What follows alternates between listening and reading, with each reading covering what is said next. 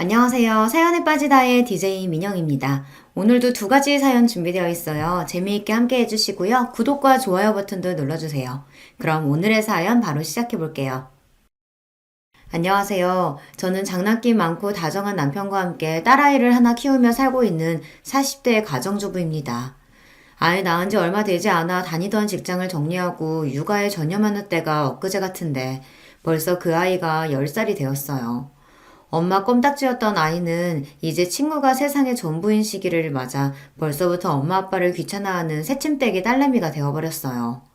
덕분에 요즘에는 전에 없이 한가한 나날을 맞이하여 그동안 해보지 못했던 취미생활도 이것저것 건드려보고 각양각층의 다양한 사람들의 진솔한 사연이 가득한 이 채널에도 취미를 붙이게 되었네요. 요즘에는 여러분 사연 듣는 게 하루의 낙이에요. 저나 남편이나 타고나길 스트레스 쌓고 사는 성격이 아니고 그런 저희 부부 성격을 닮아 그런지 딸아이도 낙천적인 데가 있어서 다행히 가정 안에서 불화를 쌓을 일 없이 다복한 삶을 살고 있어요. 그런 저라고 해서 마냥 속 끓일 일이 없지만은 않지만요. 문제의 발단은 바로 제 형부입니다. 모든 의사가 다 그런 건 아닐 텐데 형부는 의사라는 제 직업이 모든 일에 면죄부라도 되는 양 구는 사람이거든요. 형부가 의사면 의사지 무슨 자격으로 남의 남편을 이렇게 우습게 봐요. 그렇게 우습게 여기던 사람한테 이제 와서 빌빌 기는 건 또 무슨 경우고. 의사 자존심 참 별거 없네요. 아니 처제, 내가 그래서 미안하다고 하잖아. 알았으면 내가 아무렴 그랬겠어? 그럼 형부가 잘했다는 거예요? 끝까지 반성할 줄도 모르고. 됐어요. 나도 내 사람한테 함부로 구는 사람 어떻게 되든 내 알 바 아니야. 처제! 지가 을사면 을사지 감히 내 귀한 남편 우습게 여기며 평소에도 깔보더니만 마지막에는 아주 사고를 제대로 치더라고요. 하지만 내 사람 그리 업신여기는 꼴을 가만히 참아줄 제가 아니었습니다. 대체 이게 다 무슨 얘기인지 제 사연 한번 들어보시겠어요? 저는 세 자매 중 둘째예요. 보통 딸 많이 낳는 집은 끝에 아들 하나 보려고 그러는 경우가 많다고 하지만 저희 집은 그렇지는 않았습니다. 비록 친가와 외가에서는 그래도 이왕이면 손자 하나 보셨으면 하고 은근히 바라셨다는 걸 알지만 그래도 그걸로 저희 세자매 서럽게 하는 일 없이 골고루 사랑해 주셨습니다. 친정아버지는 아예 아들 없는 걸 아쉬운 티도 내지 않으셨어요. 그 마음속까지야 저희가 속속들이 알 수는 없겠습니다만 적어도 저희 자매가 그런 걸 인지해서 눈치 보는 일 따위는 없도록 해주셨어요. 아들 낳아봤자 쓸데 하나도 없다. 딸들이 최고지. 너희들 앞으로 봐라. 이제 아들 타령하는 시대는 끝났다니까. 곧 다들 딸 낳고 싶어하는 세상이 올 거라고. 딸들 기죽지 말라고 하신 말씀인지는 모르겠지만 어찌되었든 딸바보들의 세상이 오긴 왔으니 이걸 선견지명이라고 해야 할까요? 어쨌든 아버지부터가 저희 세자매 길을 살려주지 못해 안달이셨으니 저희 셋이 그 어느 집 아들들보다도 씩씩하게 자란 것은 이미 예견된 일이었겠죠. 쟤들 저렇게 왈가닥인 거 다 당신 때문인 거 알지? 셋 다 앉으려고 드는 건 똑같아서는. 저러다 쟤들 시집 못 가면 다 당신 탓이니까 나중에 가서 후회나 하지 마셔요. 시집 못 가면 못 가는 거지. 그리고 우리 딸들이 뭐가 부족해서 시집을 못 가? 안 가는 거지. 시집 안 가면 내가 평생 끼고 살고 좋지 뭐. 아이고, 다 늙은 아비랑 퍽이나 같이 살고 싶겠어. 당신은 나한테나 잘해. 늘 그렇게 저희 편을 들어주시며 엄마와 투닥거리시는 아버지셨어요. 저희한테는 그게 참 일상적인 풍경이었습니다. 어머니 역시 또래 여자아이들에 비해서 언행이 거침없는 저희가 어디서 모난 돌 맞지 않을까 하시는 노파심이셨지 사실 저희 세 자매 합친 것보다도 더 당차신 분이셨으니 이런 저희 성격이 꼭 아버지 탓만은 아닐 겁니다. 집안 분위기가 이렇다 보니 또래 여자아이들의 부러움을 살 일도 많았습니다. 저희야 직접 겪은 건 아니지만 그래도 아직도 딸보다 아들을 더 귀하게 여기며 딸을 살림 미천 취급하는 집도 종종 있더라고요. 그런 친구들 얘기를 듣다 학을 떼는 게 한두 번이 아니었어요. 우리 집은 남자는 부엌에도 못 들어가게 한다니까. 그러면서 나한테는 밥 차리는 건 기본이고 물 떠다 마시는 것까지 다 나 시켜. 자기들은 손이 없어 발이 없어. 나나 남동생이나 한 살밖에 차이 안 나는데 동생이니까 당연히 네가 해야지 하면서 동생 밥 차리는 것도 꼭 나한테 맡기고. 정말 짜증나. 야, 그거 동생이라고 그러는 것도 아니야. 우리 집은 오빠인데도 나보고 차리라고 한다니까? 그놈 그거는 뭐 등신이야. 2살 어린 동생한테도 밥상 받아먹는데. 한껏 분노에 차오른 친구들 경험담을 듣고 있노라면 저희 자매가 얼마나 복된 환경에서 자라나고 있었는지 실감할 수 있었습니다. 딸도 본인들이 원해서 낳은 자식일 텐데 어떻게 같은 자식을 저렇게나 다르게 차별하고 키울 수 있는지 이해가 안 갔어요. 아들이라는 게 그렇게 대단한 겁니까? 아들이 없는 저희로서는 더더욱 이해가 안 갔죠.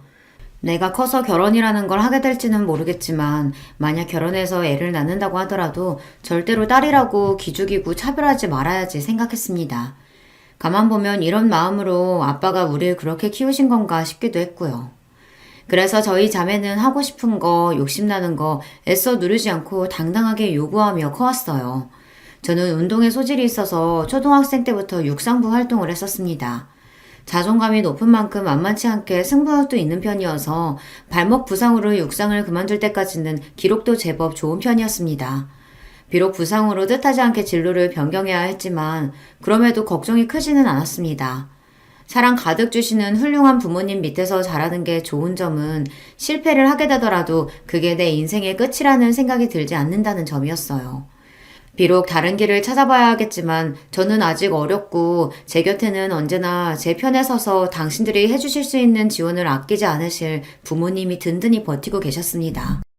저보다도 더 당찬 언니와 똑 부러지는 동생은 말할 것도 없었죠. 실제로 진로를 틀게 되면서 다소 그간 소홀했던 공부를 따라잡는데 언니 도움이 컸습니다. 언니가 공부를 아주 잘했거든요.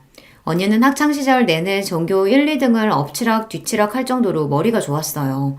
동생도 공부를 잘하는 편이긴 했지만 미술을 전공하면서부터는 아무래도 저만큼 공부에 전념하지 못했죠. 그래도 뒤늦게 공부 진도를 따라가려고 용을 쓰는 언니 옆에서 밤늦게까지 그림을 그리며 제 졸음을 쫓아주는 등 동생에게도 도움을 많이 받았습니다.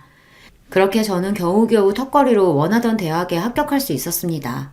가족들 모두의 도움이 없었더라면 언감생심 꿈도 못 꿀 일이었죠. 주변에 운동하다 뒤늦게 공부로 진로를 튼 친구들 중에서도 가장 큰 성과를 거둔 셈이었어요. 그렇게 학교 생활 열심히 하다 스포츠 에이전시 쪽으로 취업을 했고 역시 지망하던 대학을 졸업한 동생도 갤러리에 취업하면서 저희 자매는 어엿한 사회인으로 성장하게 되었습니다. 가장 늦게 취업한 건 언니였어요. 법조인의 꿈을 키우던 언니는 대학 졸업 후 로스쿨에 진학했고 과정이 끝나자마자 변호사 시험에 합격해 로펌에 입사했습니다. 시험 성적이 좋아서 이미 취업이 내정되어 있었던 만큼 언니의 앞길은 그야말로 창창했습니다. 이 나이에 겨우 취업한 언니 그동안 술 사 먹이느라 너희들 고생이 많았다. 언니가 이제부터는 얻어먹은 거 열심히 갚을게. 오, 이제 변호사 선생님 실컷 뜯어먹을 수 있는 거야?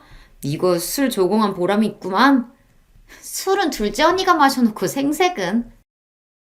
언니 변호사 시험 합격 겸 로펌 입사 축하주를 얻어먹는 자리에서 얼마나 기분이 좋았는지 모릅니다.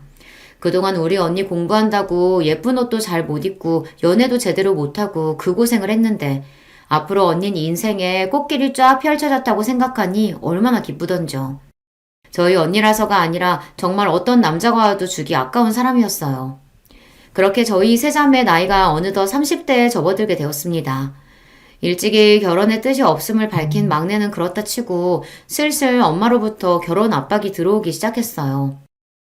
태영이 쟤야 결혼 안 하겠다는 소리 달고 사는 애니까 그렇다 치더라도 주영이랑 재영이는 생각 있으면 이제 슬슬 준비해야 하지 않겠어? 아예 안 갈 거면 또 몰라도 결혼 생각 있는 것 같으면 너무 늦어도 안 좋아. 일에는 다 때가 있는 거야. 출산도 너무 늦으면 너희들 몸고생스러워서 안 돼. 애들 나이 뭐 얼마나 됐다고 벌써 결혼을 닥달해. 알아서들 하겠지. 적당히 해. 당신 눈에야 애기들이지. 밖에 나가면 쟤들 관연한 처녀야. 쟤들도 이제 30 넘었는데 그게 적은 나이야 그럼? 자기는 20 간 넘은 나 낚아채 서 장가든 주제 말도 잘한다. 아 우리 때랑 지금이야 감나무. 여전히 어머니한테는 맥을 못 추시는 아버지셨어요. 그럼에도 여전히 저희 자매들 기 살려주시느라 여념이 없는 아버지를 보고 있자면 늘 감사한 마음이었습니다. 어릴 적에도 알고야 있었지만 사회생활하면서 생각보다 성관념이 형편없는 남자들을 너무 흔하게 접하게 되었어요. 저희 아버지 사고방식이 얼마나 유연했는지 놀라울 지경이었습니다. 아버지 연세를 생각하면 더더욱 그랬죠. 저만 그렇게 생각한 건 아니었을 겁니다. 다들 사회생활 하면서 겪은 바가 있었으니까요. 나는 그런 놈들도 가정 꾸리고 사는 게 진짜 놀라울 지경이야. 도대체 얼마나 인내심이 끝내주는 여자들이면 저런 놈들을 견디고 사는 걸까? 그 꼴 보느니 속 편하게 혼자 사는 게 낫지.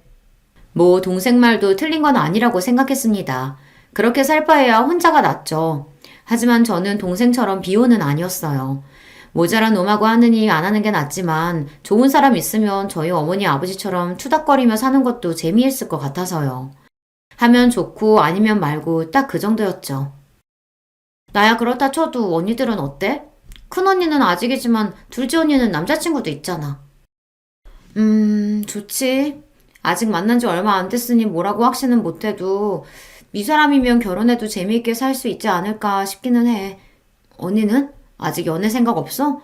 이제 본 듯한 변호사님도 됐겠다. 주변에서 소개시켜주겠다고 꽤나 들쑤실 것 같은데. 글쎄, 아직 일도 손에 안 익기도 했고 아직은 별 생각이 안 드네. 결혼은 그렇다 치고 연애도? 아예 흥미 없어? 흥미가 없기보다는 뭐랄까. 잠시 생각에 잠긴 언니가 말했습니다. 난 내가 아까워. 그건 나도 동감. 저도 옆에서 같이 고개를 주걱거렸습니다. 아무렴요. 어지간한 남자는 언니 옆에 갖다 대기 언니한테 미안할 지경이었습니다. 언니, 나중에 결혼하더라도 정말 잘난 놈 아니면 데려오지 마. 어설픈 놈 데려왔다가 내가 언니 결혼식장에서 깽판 칠 테니까. 아주 언니 시집가지 말라고 고사를 지내라. 그렇게 실없는 소리를 주고받으며 셋이서 깔깔거렸습니다. 이렇게 셋이 지내는 시간이 참 즐거웠어요. 여기서 누구 하나 시집이라도 가는 날에는 이런 날들을 보내기 흔치 않아질 거라고 생각하니 이 시간이 더욱 소중하게 느껴졌습니다. 아이러니하게도 그런 시간을 끊어내고 가장 먼저 결혼에 꼴이 난 건 저였어요. 남편은 같은 회사에 근무하던 직장 동료였습니다. 아무래도 회사가 스포츠 에이전시다 보니 저처럼 학창시절에 운동하던 직원들이 많은 편이었습니다. 남편 역시 마찬가지였어요. 학교 다닐 때까지 축구를 하다가 경영 공부를 하고 입사한 경우였죠.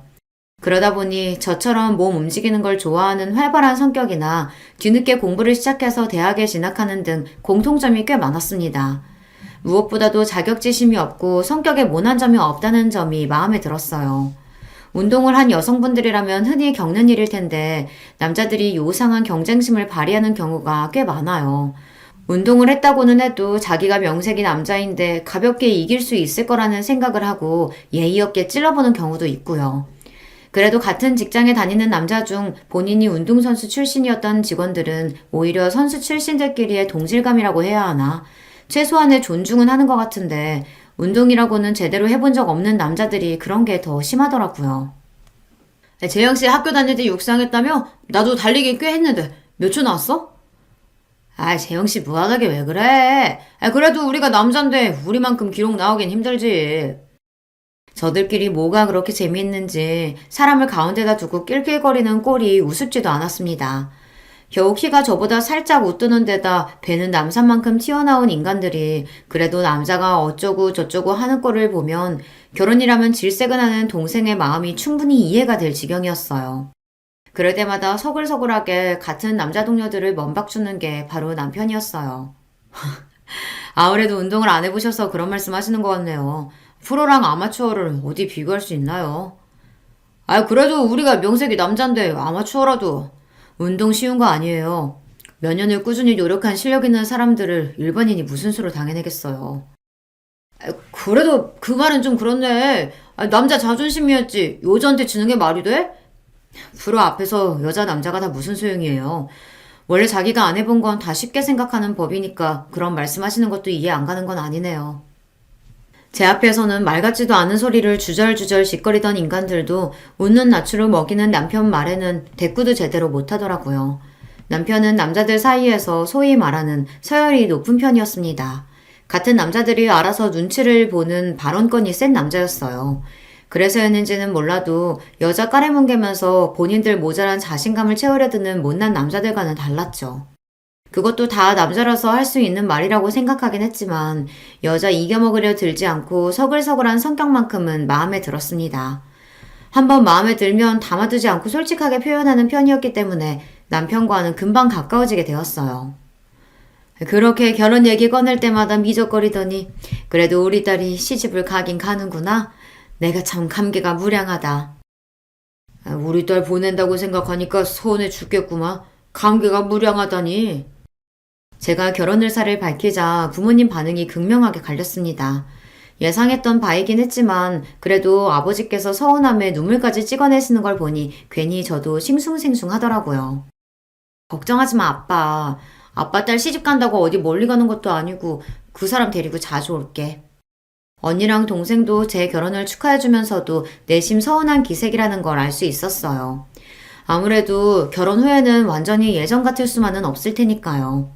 그런 만큼 함께 보내는 시간은 더욱 즐겁게 지내려고 노력했습니다. 아버지와 자매들을 기우와는 달리 결혼하고 나서 친정 문턱이 닳도록 뻔질나게 드나드는 저였습니다. 곁에는 남편이 함께였죠. 부침성이 있는 성격으로 저희 가족들과의 첫인사부터 호감을 산 남편은 결혼 후에는 저희 집안에 처음으로 들어온 사위 노릇을 톡톡히 했습니다. 처음에는 내 귀한 딸 뺏어갔다고 은근히 꽁해있던 아버지도 아들 노릇을 자처하는 사위에게 금세 마음을 열고 마셨어요. 우리 아빠 아들 필요 없다고 그렇게 노래를 부르더니 그것도 다 딸내미들 앞에서 거짓말한 거였나 봐. 제보 올 때마다 아주 입이 귀에 걸리셨어. 그러게 말이다. 저놈이 우리 재영이 뺏어간다면서 울고불고 하던 게 엊그제 같은데 참. 울긴 누가 울었다 그래. 강서방이 워낙 사람이 싹싹해서 정있게 구니까 어디 마음을 안 내줄 재주가 있나 내가. 장인어른께서 저를 좋게 봐주셔서 저야 늘 감사하죠. 여기가 제 친정이 아니라 자기 본가라도 된다는 듯이 자연스럽게 저희 친정 식구들한테 섞인 남편을 보고 있자면 기가 차기도 하고 웃기기도 했습니다. 아무렴 사이 나쁜 것보다야 저렇게 잘해주는 게 고마운 마음이었죠. 그렇게 남편이 저희 식구로 자연스레 스며드는 데는 오래 시간이 걸리지 않았어요. 결혼하고도 아이 생기기 전까지 연애할 때랑 다름없이 서로 짓궂게 장난도 쳐가며 참 재미나게 살았습니다. 저도 그렇지만 남편도 감정 상할 만한 일이 있더라도 그걸 길게 끄는 사람이 아니었기 때문에 큰 싸움이 날 일도 없었습니다. 가급적이면 그날 자리에 눕기 전에는 감정을 풀기 위해 노력하기도 했고 때문에 남편과 성격을 잘 맞춰가며 잘 지낼 수 있었어요. 그게 저희 친정 식구들이나 시댁 식구들 보기에 예뻐 보였는지 양가 어른들께서도 저희를 기특하게 봐주셨고요. 특히 언니는 저희 부부 사는 걸 보면서 생각이 많아진 모양이었습니다. 사실 나는 태영이랑 생각이 별반 다르지 않았었거든. 주변에 그렇게 괜찮은 남자도 없는 것 같았고. 근데 재영이 너 제부랑 사는 거 보면 결혼도 나쁘지 않겠다 싶어. 저렇게 성격 잘 맞는 사람이랑 복잡거리면서 사는 것도 재미있겠다 싶고. 언니가 결혼에 대해 긍정적으로 말한 건 그때가 처음이었습니다. 저야 결혼이 맞는 사람은 결혼을 하고 결혼을 원치 않는 사람은 안 하면 그만이라고 생각했지만 언니가 저렇게 생각을 돌린 김에 이왕이면 좀 제대로 된 남자가 나타나서 언니와 즐겁게 살아줬으면 하는 생각이 들었습니다. 생각이 없어서 그렇지 마음 돌리면 언니 주변에 남자야 차고 넘쳤습니다. 언니 조건이 워낙 좋잖아요. 한사코 거절할 때도 선자리가 그렇게 쏟아져 들어왔고 본인이 관심을 보이니 주말마다 언니 보고 선 한번 보자는 자리가 끊이질 않았습니다. 처음에는 자연스러운 만남을 추구한다는 주장을 하던 언니였지만 일할 때 말고는 바깥 출입도 잘 하지 않는 집순이였던 언니였어요.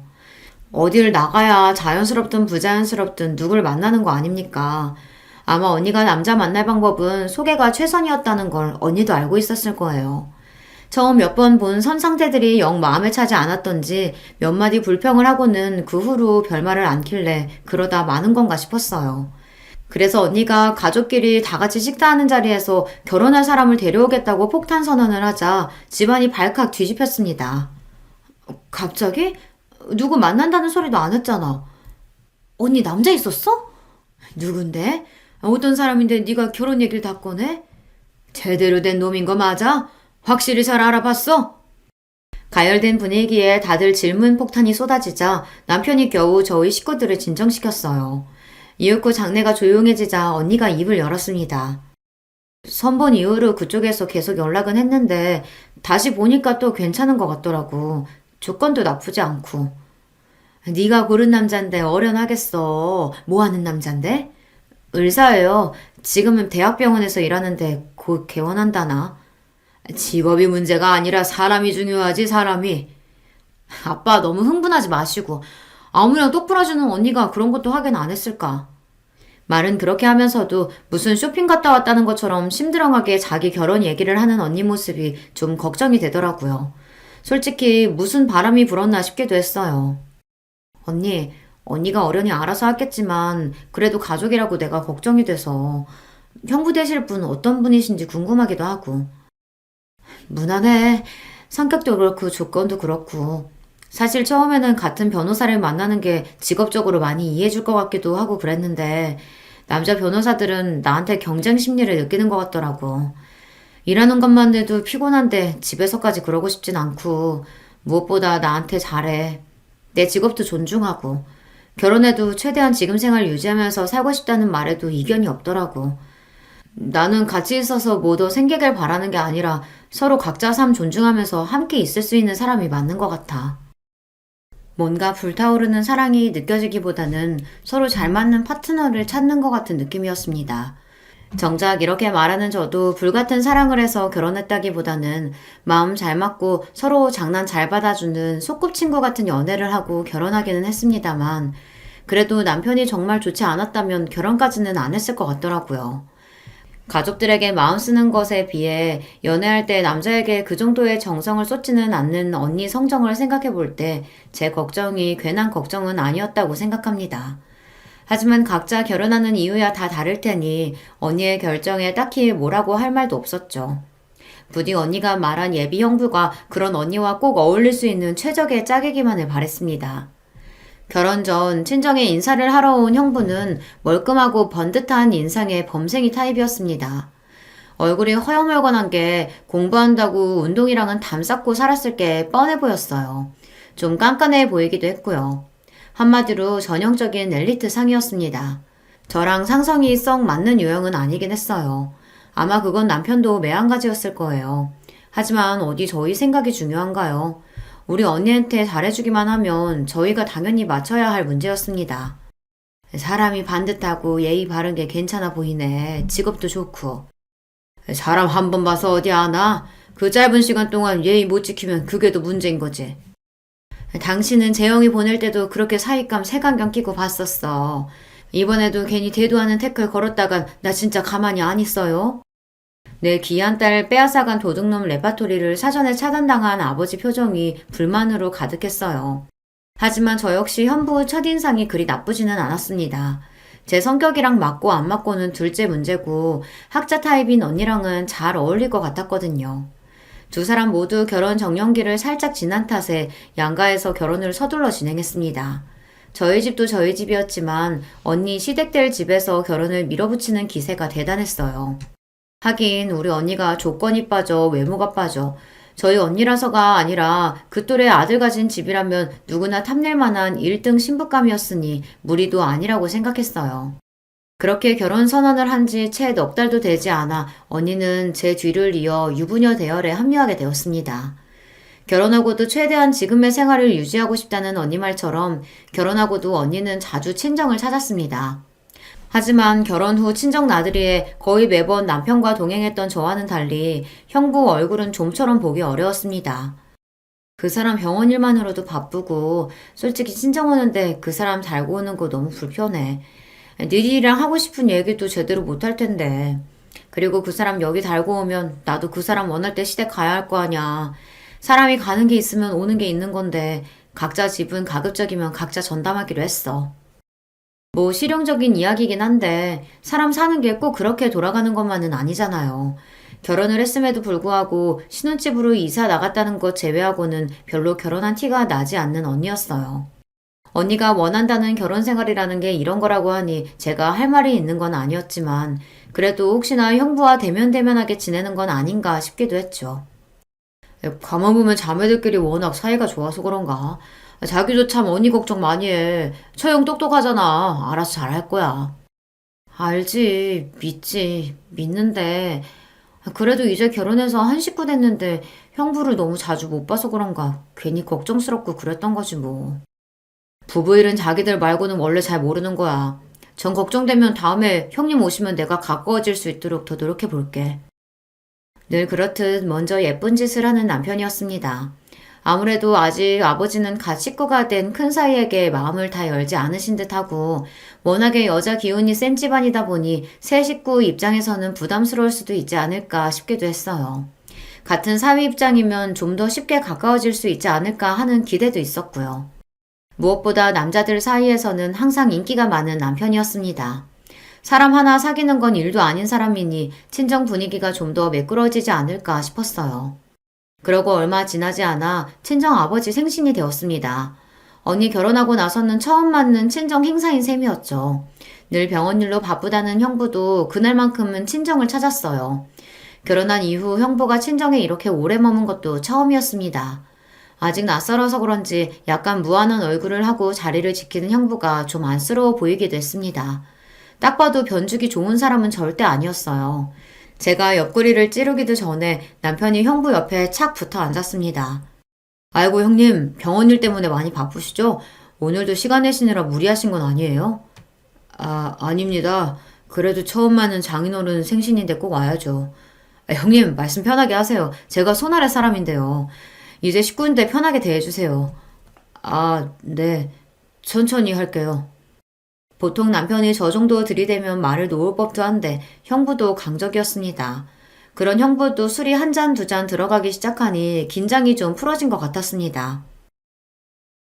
동서 무슨 일 하고 있다고 했지?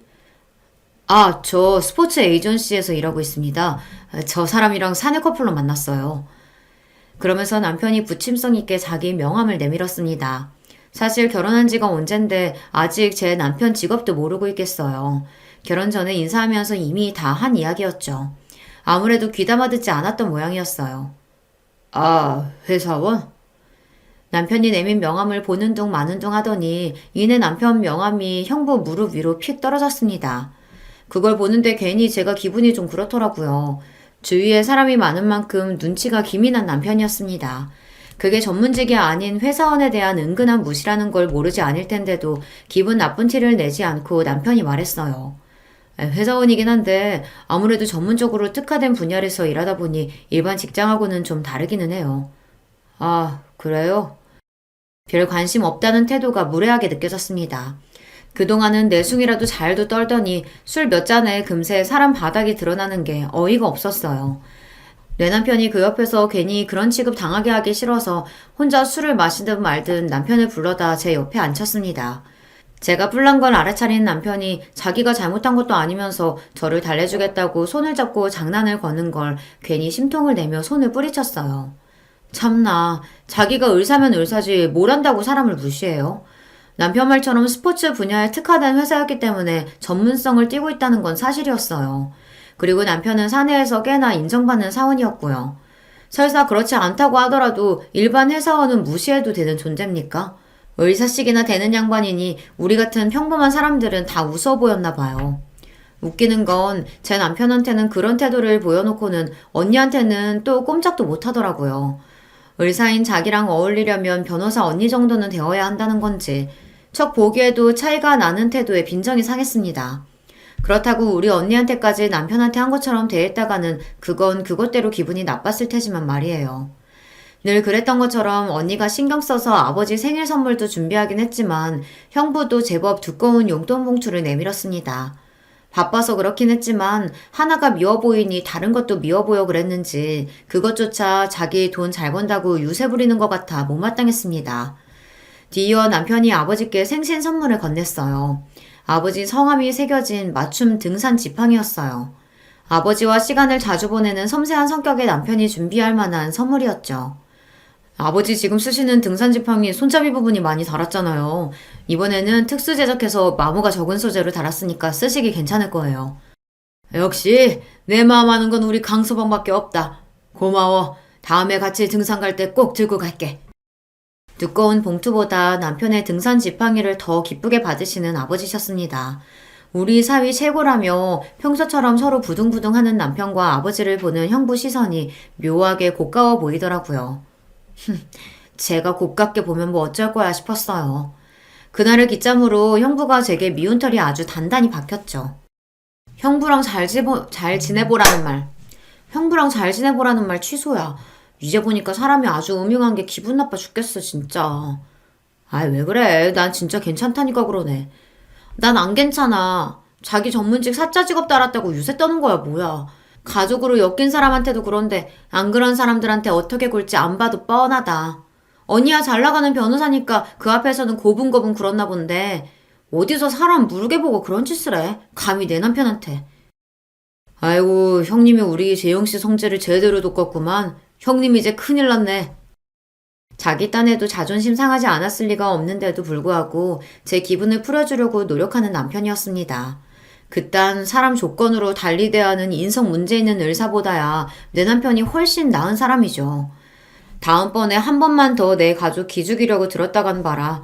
내가 아주 코를 납작하게 눌러주리라 벼르고 별렀습니다. 그리고 얼마 안 지나 자매끼리 간만에 밖에서 티타임을 가졌습니다. 언니가 형부 저러는 걸 과연 알까 떠보고 싶은 마음도 있었으나 그걸 알았으면 벌써 언니 성격에 대판했을 게 분명했으니 무의미한 짓이다 싶었죠. 무엇보다 언니는 저희 남편을 좋아했으니까요. 그렇지 않았다 하더라도 제 식구 없인 여기는 걸 용인할 사람이 아니었습니다. 여러 생각을 하며 언니 얼굴을 가만히 들여다보니 업무가 많은지 다크서클로 눈밑이 검었더라고요. 언니 요새 일이 많아? 무척 피곤해 보이네. 아, 그게 실은 요새 네 형부가 개원하겠다고 난리야. 언니 결혼 전에도 형부 개원한다고 하지 않았어? 그랬지. 그래서 나는 준비가 다 된 줄 알았는데 그게 아니더라고. 언니 말을 들어보니 이랬습니다. 결혼 전에도 곧 개원할 예정이라고 했던 형부는 사실 개원할 만한 여건이 다 갖춰지지 않은 상태였습니다. 개원에 한두 푼이 드는 것도 아닌데 모아둔 돈도 생각보다 많지 않아서 속으로 놀랐다고 하더라고요. 아니, 직업이 대학병원 의사인데 모아둔 돈이 그렇게 없대? 의사들은 마이너스 통장도 잘 뚫어준다며. 집안이 개천에서 용난 것도 아닌데 왜 그런데? 저도 모르게 좀 빈정거리게 되더라고요. 그렇게 내 남편 깔보면서 우습게 보더니 의사라고 대단할 것도 없네 싶은 생각이 저도 모르게 들었나 봅니다. 그런 제 말에 언니가 한숨을 푹 쉬더니 대꾸했습니다. 시아버지 사업하시는데 급하게 막을 게 있어서 빌려드렸다고 하더라고. 말이 빌려드린 거지 아들 자식 지금까지 키워서 의사 만들어놨는데 그 정도는 받아야 되는 거 아닌가 생각하시는 눈치야. 못 받을 것처럼 얘기하는 걸 보니 본인도 딱히 돌려받을 생각도 없는 것 같고. 그럼 개원 못해? 그렇지. 그러면 개원 생각을 접어야 맞는 거지. 그런데 개원을 하겠대. 무슨 돈으로? 설마 언니한테 그 돈 해달라는 거 아니지? 동생 말에 언니 표정이 굳어졌습니다. 이놈이 언니 같은 여자 데려가서 호강은 못 시켜줄 망정 자기 마누라 돈 뜯어서 제 병원 차릴 생각을 해요. 저도 모르게 흥분해서 소리쳤습니다. 언니, 행여나 돈 줄 생각 하지도 마. 결혼할 때 각자 영역 확실히 지켜주기로 해놓고 개원해달라니. 무슨 언니한테 병원 맡겨놨어? 네 언니 물렁뼈 아니다. 대놓고 그렇게 요구하지는 못하는데 내가 대놓고 나 그런 거 못해준다고 딱 못 박았어. 내가 못해준다는데 뭘 어쩔 거야. 맞습니다. 언니가 아니라면 그건 정말 아닌 거였어요. 언니가 순순히 당하고 있을 성격이 아니라는 걸 알면서도 괘씸한 마음은 가시질 않더라고요. 이러려고 능력 있는 변호사 언니 앞에서 설설 기는 건가 싶은 삐딱한 마음도 들었습니다. 집에 돌아와서 남편에게 그 이야기를 했더니 남편도 황당해 하더라고요. 왜 안 그렇겠어요. 언니가 뭐가 아쉬워서 남편 병원까지 해줘가며 결혼 생활을 유지해야 해요. 선볼 때 언니 변호사 사무실 내주겠다고 한 번만 만나달라던 남자가 한둘이 아니었던 언니인데요. 생각하면 할수록 마음에 안 들었습니다. 재영아, 네 형부 네 언니한테 혹시 병원 해달라고 한다냐? 생각지도 못하게 훅 들어온 질문에 흠칫했습니다. 언니가 말했을 리는 없고 아무래도 동생이 슬쩍 아버지께 흘린 모양이었어요. 언니는 우리 집안 자랑이었습니다. 그런 자랑스러운 언니를 감히 물주 취급한 형부한테 동생이라고 감정이 좋을 리가 없었습니다. 가뜩이나 아직 큰 사이에게 마음을 열어주지 않은 아버지한테 저런 말을 전한 건 명백히 의도가 있는 행동이었으니까요. 내가 처음부터 정이 안 가더라니 우리 귀한 딸 데려가 놓고 그런 소리래? 자기가 의사니까 뭐 옛날처럼 열쇠 3개라도 받아내겠다는 거야 뭐야. 제 놈이 의사면 우리 딸은 잘 나가는 변호사인데 우리 주영이 모셔가겠다는 놈이 얼만데? 감히 내 딸에 그런 취급을 해? 의사라고 좀 잘 나가나 했더니 제 능력으로 개원도 못하는 놈이. 단단히 화가 나신 아버지셨어요. 아버지가 저렇게 화가 나셨는데 어머니라고 모르실 리가 없으셨습니다. 언니 속 시끄러울까봐 본인까지 거들지 않으시는 거였겠죠. 하지만 친정 내에서 형부에 대한 여론이 완전히 바뀌어버렸다는 것만큼은 부정할 수 없었습니다. 언니가 의사를 분명히 했음에도 불구하고 아직 완전히 포기한 건 아닌지 답지 않게 형부가 부쩍 자주 언니를 따라 친정에 나타나더라고요. 물론 이제 형부를 두 팔 벌려 환영하는 사람은 더는 남아있지 않았지만 말입니다. 평소 친정 식구들 눈치를 잘 보던 형부가 자신을 대하는 처가 식구들 태도가 미묘하다는 걸 알아차리지 못할 리 없었을 거예요. 몇 번 따라오는 신용하는 것도 오래 가지 않고 곧 다시 친정의 발걸음을 끊었으니까요. 속이 훤히 들여다보이는 태도에 친정 식구들의 형부에 대한 실망감은 더더욱 커졌습니다. 다들 걱정하지 마. 나 그렇게 물은 사람 아닌 거 알면서 그래. 너야 잘하겠지만 애초에 이런 상황 만든 것 자체가 마음에 안 들어 그렇지. 다른 식구들 마음도 딱 그랬을 거예요. 우리 다들 그렇게 생각했지만 특히나 아버지 눈초리는 더더욱 곱지 않았어요. 친정 식구들 중에도 아버지 눈치를 가장 많이 보는 형부였으니 친정에 머무는 게 가시방석이었겠죠. 그렇게 개원은 물 건너갔나 했는데 얼마 지나지 않아 형부에게서 곧 개원한다는 연락을 받게 되었어요. 대번에 결국 언니가 뜻을 굽혔나 싶어 퍼뜩 언니에게 전화를 했습니다. 언니, 결국 형부 병원 해주기로 한 거야? 고세를 못 참고 개원 소리 했다니? 아니야, 내가 미쳤다고? 그 개원하는데 도움 줄 만한 인맥들 좀 소개해주긴 했지. 직접적인 도움을 준 건 아니더라도 언니도 꽤나 시달린 모양이었습니다. 아니었으면 얄짤없는 성격의 언니가 그런 우회적인 노력까지 해가며 속을 끓이지는 않았을 테니까요. 결국에는 본인이 원하는 걸 얻어냈구나 하는 생각에 형부가 괘씸하기까지 했습니다. 아주 잘난 마누라 얻은 덕은 혼자 다 보고 있구나 싶었어요. 개원을 하든 말든 상관도 하기 싫었으나 그래도 언니의 남편이었습니다. 마지못해 혼자 후딱 갔다 얼굴 도장만 찍고 나올 생각이었는데 정장 차림의 남편이 슬슬 따라오더라고요. 갈 거 없다니까. 나도 얼굴만 비추고 곧장 나올 거야. 모르면 모를까. 그래도 좋은 일인데 한 식구가 돼서 가보지도 않는 건 좀 그렇지. 뭐 예쁘다고 축하식이나 해줘. 정작 형부는 우리 같은 사람 가족으로 생각하지도 않을 텐데. 속상한 마음에 소리를 빽 질렀으나 그저 허허 웃는 남편이었습니다. 웃는 낯이지만 남편 고집도 보통이 아니기에 남편을 말릴 수 없다고 생각하니 더 속이 상했어요. 그렇게 이미 출발 전부터 마음이 상한 채로 형부의 병원에 다다랐습니다. 아직 이른 시간이었는데 술판이 벌어졌는지 형부 얼굴이 얼큰해져 있었습니다. 그 옆에서 본인 남편을 한심하게 쳐다보는 언니 얼굴에서 그간 적지 않게 시달렸을 피로감이 느껴졌습니다. 처제도 왔네, 처제. 나도 이제 병원장이야. 이제 언니 어디 가서 사모님 소리 듣게 됐으니까 처제도 좋지? 제가 좋을 게 뭐가 있어요. 다른 데도 아니고 병원에서 술 냄새를 풀풀 풍기는 꼴을 보자니 어이가 없더라고요. 저 뒤쪽에 저희 친정 부모님도 도착해서 슬슬 올라오시는 게 보였습니다. 그때였습니다. 제 남편을 발견한 형부가 남편 얼굴에 떡하니 손가락질을 하더니 쩌렁쩌렁 소리를 쳤습니다. 너도 왔냐? 나 병원 차렸다니까 뭐 좀 떨어질까 싶어 왔어? 이 인간이 미쳤나 싶었습니다. 곁에 있던 언니도 자기가 제대로 들은 게 맞나 의심스러운 표정으로 제 남편을 경악한 눈으로 쳐다보았어요. 형부놈은 뭐가 그렇게 신이 나는지 제 남편 앞에서 실실 웃으며 비꼬기를 멈추지 않았습니다. 사나이가 태어났으면 한 번쯤은 이렇게 살아봐야지. 그동안 별것도 아니면서 어지간히 설치고 다니더니 어떠냐? 이게 바로 성공의 맛이라는 거야.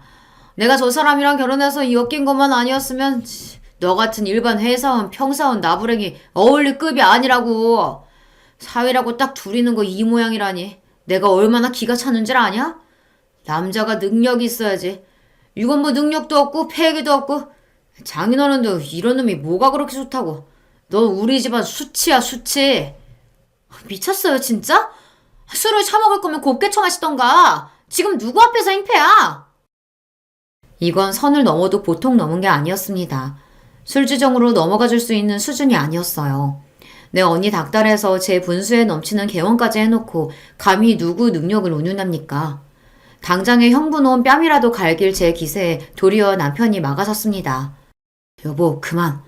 왜 막아? 막말은 저놈이 했는데. 이 사람이 진짜 미쳤나? 제부, 내가 정말 미안해요. 내가 사과할게.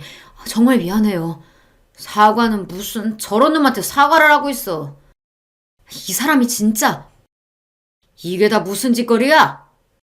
벼락 같은 친정아버지 불호령이 떨어졌습니다. 그 소리에 겨우 정신을 차렸는지 형부놈이 슬금슬금 저희 식구들 눈치를 보기 시작했어요. 제가 뭐 틀린 소리 했습니까? 별것도 아닌 둘째 사이랑 비교당하는 것도 자존심 상할 판에 온 식구가 똘똘 뭉쳐서 사람을 무시하고. 댁 하는 짓거리가 이 모양이니까 무시당하는 거야. 이 자격지심 덩어리야. 저도 더는 참아줄 생각이 눈꼽만큼도 없었습니다. 술 마시니 개되는 게 형편없는 인상이 그대로 나오더라고요. 언니 얼굴이 분노와 창피함으로 시뻘게 달아올랐어요.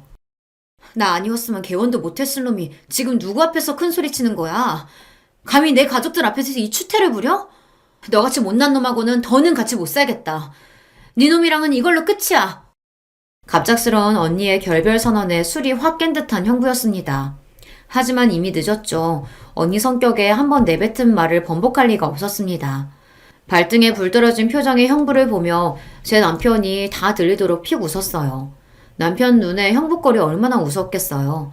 그러자 놈이 제 남편을 획 째려보며 화풀이를 해댔습니다. 괜히 좋은 날 재수없게 너 같은 놈이 와서 이 자리 다 망쳤어. 이 능력도 없는 놈이? 저 인간이 미쳤나 진짜. 당신 그만 못해? 나는 능력 없어도 됩니다. 아무렇지 않은 표정으로 말하는 남편 말에 형부 표정이 어리둥절해졌습니다. 내 명의로 된 건물 시세만 200억이 넘는데 제가 굳이 능력이 있어야 할 이유가 있나요? 아, 그래서 그렇게 능력에 집착하시는 건가? 그렇게 죽어라 능력 갈고 닦았는데도 잘난 우리 제부한테 불붙어서 겨우 개원하셨으니 그동안 얼마나 노고가 많으셨겠어요. 그걸 생각하니 이 난동 부리시는 게 이해가 아주 안 가는 것도 아니네요.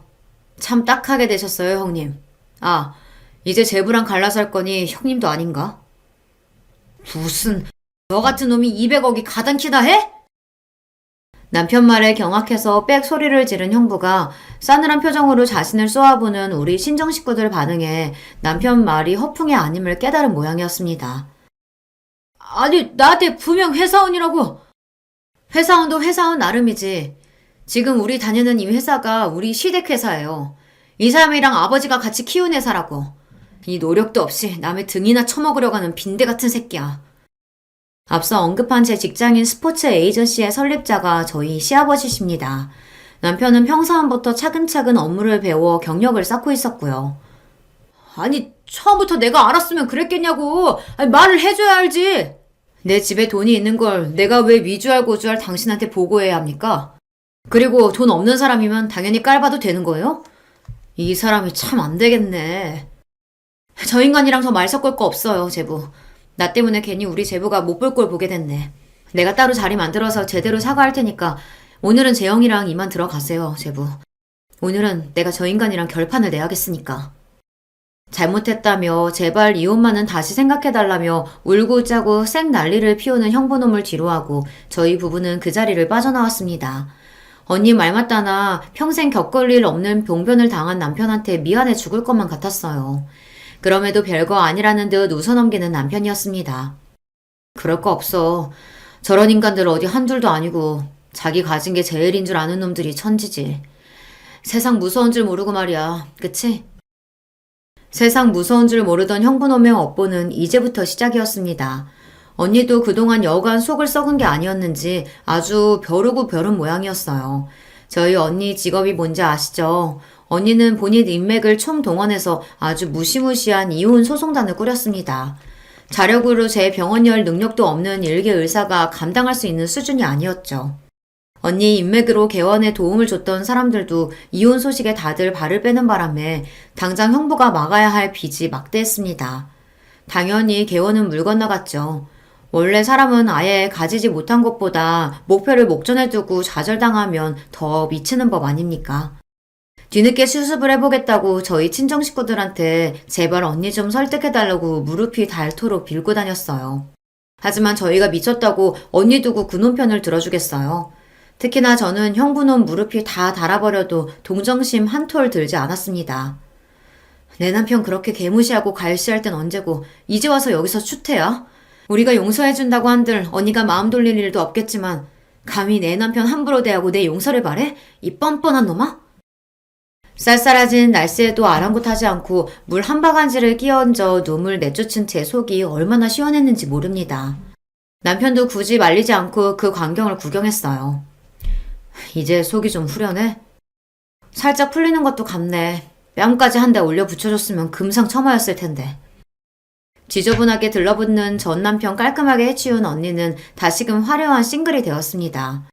괜히 언니 결혼에 불화해 도화선이 된 건 아닌가 걱정하는 제게 도리어 언니가 말했습니다. 아니다 싶을 땐 하루라도 빨리 발 빼는 게 인생 덜 낭비하는 거야. 그 머저리 안 보고 사니 속이 다 시원하다야. 여전히 언니다운 당당한 태도였습니다. 언니가 그렇다면 그런 거니 저도 괜한 걱정은 하지 않기로 했어요. 그렇게 저희 집안에 분란만 일으키던 형부놈 치우고 다시금 가족 간의 평화를 되찾게 되었습니다. 요즘엔 자기 후배들 병원에 몇 달씩 페이닥터로 돌고 있다는데 뭐 어찌 살든 저는 더는 관심 없네요. 오늘 제가 들려드릴 이야기는 여기까지예요. 제 이야기 끝까지 들어주셔서 감사합니다. 안녕하세요. 저는 우리나라 말에 정말 다채로운 표현이 많다고 생각하는데 그 중에서도 콩깍지가 씌었다는 표현이 신기하다고 생각해요. 이성에게 홀딱 빠져서 똥인지 된장인지 물불 못 가리는 상태를 어쩜 그렇게 표현을 잘했을까 싶어요. 네, 제가 바로 헛된 콩깍지가 씌었던 사람입니다. 저는 3남매 집안의 장녀고요. 밑으로만 남동생들만 있어요. 철이 든 시절 이후로는 제가 동생들을 꽉 잡고 살았습니다. 아들들에게 밀려서 차별당하고 서럽게 큰 딸, 이런 건 저에게 해당이 안 됐어요. 저는 어렸을 때부터 기질 자체가 무척 씩씩한 아이였거든요. 단지 장녀의 책임감 같은 건 저도 해당이 되더군요. 저부터 모범을 보이고 잘해야 부모님이 힘들지 않으실 거라는 투철한 효심이 있었습니다. 나약한 소리는 옛날부터 할 줄은 몰랐고요. 군말 없이 해내는 스타일이었어요. 동생들은 이런 저를 질투하면서도 인정해왔고요. 저 같은 여자가 만날 남자 어떤 유형일 것 같으신가요? 적어도 저보다 잘난 남자, 능력 있고 책임감 넘치고 그런 남자를 저 같은 여자가 만날 것만 같으시죠? 남편은 슬프게도 한량에 가까웠어요. 어쩌다가 코가 꿰었는지는 묻지 말아주세요. 콩깍지가 씌었다는 말로 모든 걸 설명할 수 있으니까요. 제가 결혼하겠다고 하니까 부모님은 굉장히 당황스러워 하시면서도 차마 사위감이 별로다라는 말을 입 밖으로 못 내셔서 입술만 움찔움찔 하셨어요. 저는 그걸 눈치챘음에도 괜히 모른 척 했었죠. 그래.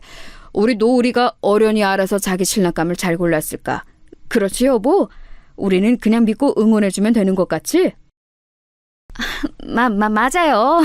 우리 딸이 언제 우리를 실망시키는 걸 본 적이 있어요? 언제나 자기 동생들에게 귀감이 되는 누나였잖아요.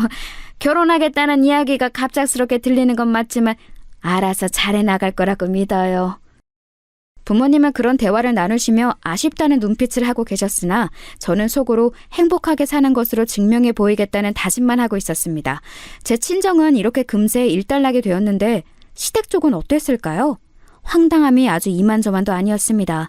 시어머니께서는 어디서인가 궁합을 받아왔다며 저에게 웬 종이 쪼가리를 내미시더니 고개를 절레절레 저으셨어요. 결혼하겠다고 인사를 드린 이후로 처음 따로 뵙는 자리였습니다. 우리 아들하고의 궁합이 썩 좋지가 않구나. 이 결혼 쉽게 승낙할 게 아니야. 네? 갑자기 그게 무슨 말씀이세요? 저번에 제가 찾아뵙고 인사를 드렸을 때는 반갑다고 환영한다고 앞으로 잘 살라고 그런 말씀만 하셨었잖아요. 이건 살짝 조심스러운 부분이긴 하지만 그때 분명히 성혁 씨가 전에 만났던 여자보다 제가 훨씬 나아서 기쁘다고 하시는 소리도 제가 들었던걸요? 그건 사실이긴 해. 우리 아들이 워낙 착하고 마음씨가 여린데 그걸 이용한 못된 여자가 하나 있었거든.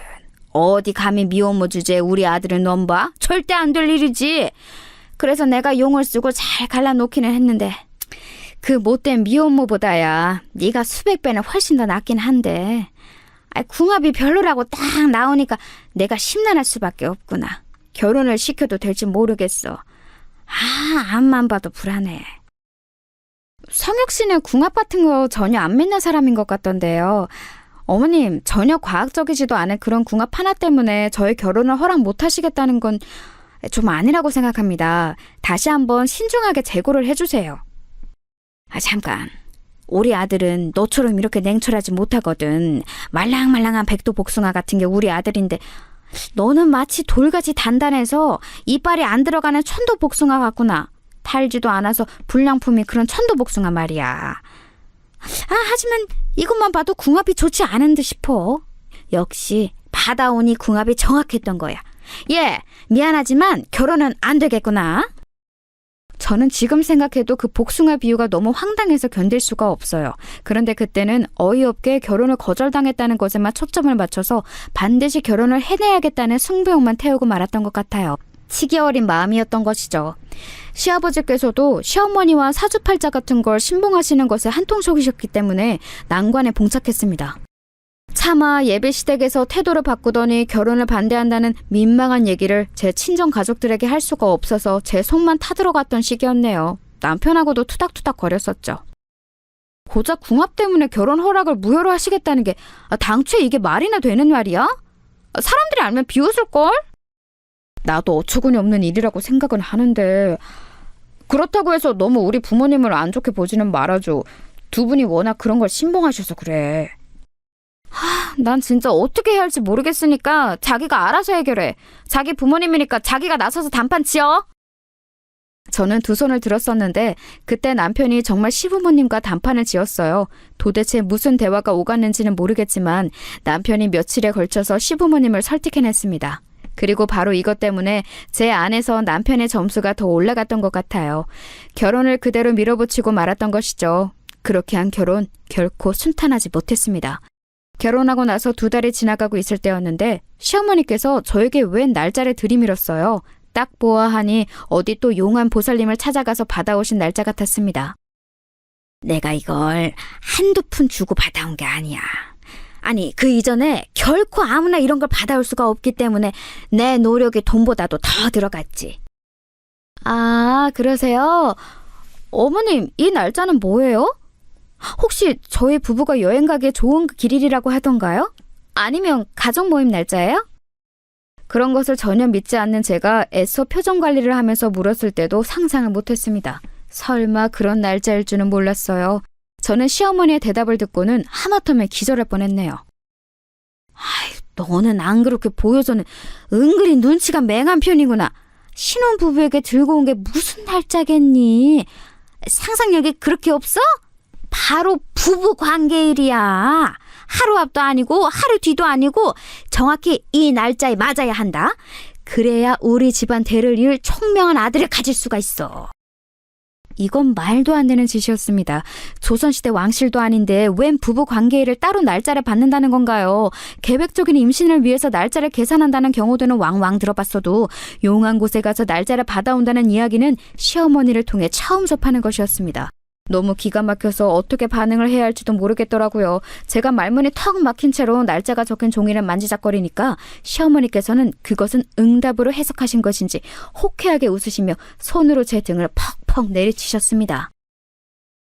아유, 몸에 좋은 거 많이 챙겨 먹고 그래야 건강한 떡두꺼비 같은 아들을 수풍 둘셋 낳을 거 아니니. 참, 몸에 좋은 거 챙겨 먹을 때 우리 아들도 챙겨주는 거 잊으면 안 된다. 언제나 늘 항상 너는 네 몸보다 우리 아들을 우선시 해줘야 돼. 내가 차별하라고 이러는 건 아니고 우리 보살님이 며느리의 기가 강하기 때문에 그 기를 꺾고 아들의 기를 살려야 부부가 오래간다. 이렇게 말씀을 해주셨기 때문이야.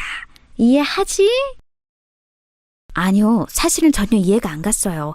그런데 결혼생활 초장부터 설왕설래를 길게 하고 싶지 않아서 그저 어색하게 웃으며 시어머니와의 그 대화를 얼른 끝냈을 뿐이에요.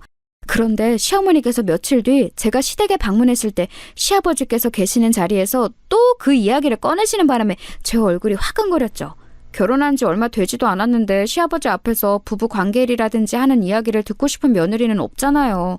그래서 확 자리를 박차고 일어날까 하다가 옆에서 제 눈치를 살피는 남편을 봐서 그래도 참았습니다. 남편이 전전긍긍하면서 저에게 미안해하더라고요. 자기는 그런 날짜 같은 건 안 믿는다고 하면서 철저히 제 편이라고 했습니다. 그래, 시댁이 내 예상과는 다르게 좀 유별나면 어때? 내 남편만 정상이면 됐지. 연애 때도 느꼈지만 나를 잘 맞춰주는 사람 같아서 나는 이 부분이 참 좋아. 남편 하나만 보고 갈 작정이었네요. 적어도 그 부부 관계일이라는 날짜가 오기 전에는 그랬었죠. 남편이 그날따라 자꾸 눈짓으로 신호를 주길래 당연히 신혼이었으니까 저도 화답을 해주려고 했는데 그때 문득 오늘이 그 날짜 아닌가 싶은 생각이 드는 거예요. 어제는 내가 불러도 모른 척하면서 책을 보겠다느니 TV에서 재미있는 거 한다느니 온만 핑계를 다 대더니 오늘은 왜 이렇게 적극적이야? 이유가 달리 있겠어? 오늘따라 당신이 너무 예쁘고 매력적으로 보여서 그렇지. 아닌데?